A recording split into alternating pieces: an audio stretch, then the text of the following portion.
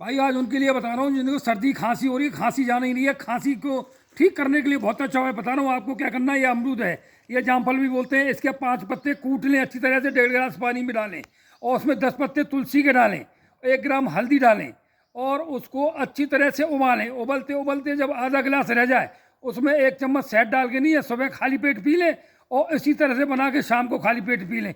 मात्र 2 दिन लेने से आपकी कितनी पुरानी खांसी है भाइयों पूरी तरह से खत्म हो जाएगी। खांसी के लिए रामबाण है अमरूद के पत्तों का काढ़ा। भाइयों मेरा वीडियो अच्छा लगा तो उसे लाइक करिए, फॉलो करिए और यूट्यूब पे सारे वीडियो हैं उन्हें भी सब्सक्राइब कर लें। और भाइयों मैं आपके सामने नए नए वीडियो लाता रहूँगा। जब तक के लिए धन्यवाद।